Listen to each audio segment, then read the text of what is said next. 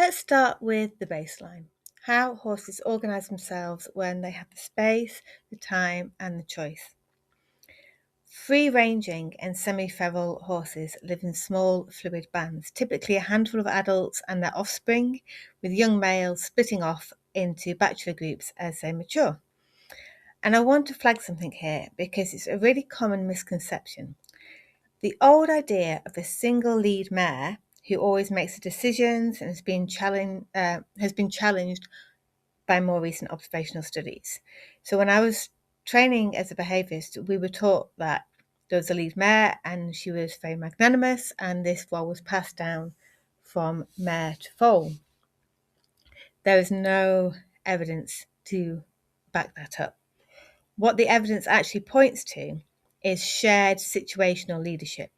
So any horse can initiate a move towards water or grazing and be followed, though those individuals that are more mature, more healthier, they tend to be the ones that are followed most often, the ones that are trusted. But it's not a fixed chain of command.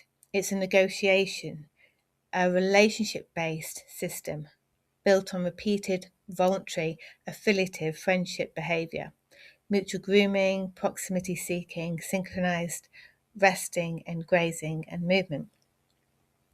This matters because it tells us something we often get backwards. Horses aren't just tolerating each other in a dominance hierarchy. They're actively choosing their companions. And that choice, that agency, is doing real psychological work. So at Horseplay, we work from a 5 domains model.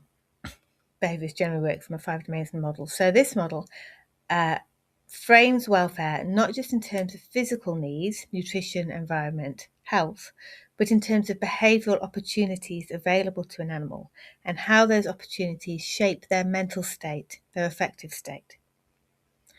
Social choice sits squarely in that behavioural domain. So a horse who can choose who to stand with, who to groom, who to move away from, is exercising agency that a horse in a fixed human-assigned group often can't. And there's a physiological signature to this. Recent work on affective synchronization, I'll come back to this a little bit later on in the session, shows that voluntary proximity between bonded horses is associated with measurable changes in their heart rate variability. So essentially, a marker of co-regulated calm. This isn't just horses getting along, it's a real biological buffering system built on relationships they've chosen.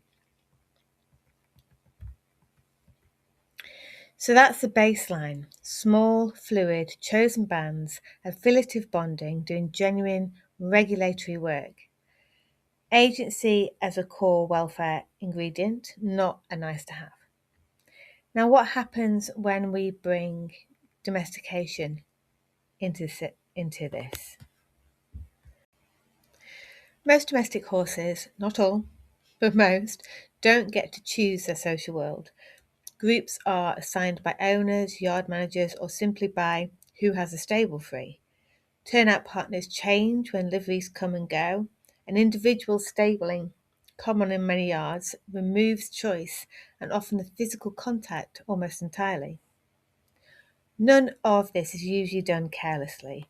It's logistics that creates it, so safety concerns, feeding regimes, insurance, limited land, but it's worth being honest about what the cost is. I think about it as 3 losses. Choice. Who a horse spends time near is decided for them and not by them.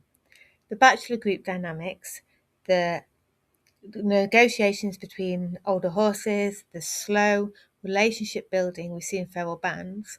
Horses make friends over time by decreasing the distance between them. And there's often not enough room for any of that. Stability.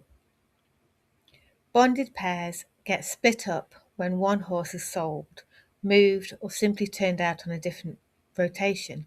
Horses, when allowed, will pair bond for life. They build really close relationships. And on a livery yard, a horse's closest companion can change every few months.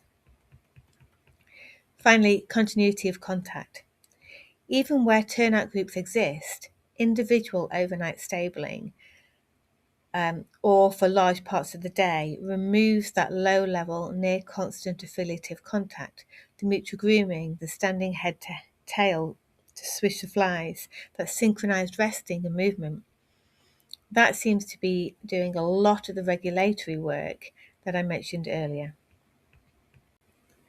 So behaviourally, this often shows up as increased vigilance, reduced rates of mutual grooming and play, or increased rates of mutual grooming. We'll come back to that one. And sometimes redirected behaviour, so cribbing, weaving, aggression at feed times, aggression towards other people, other horses, particularly where social contact is limited and the horse has little control over the environment more broadly.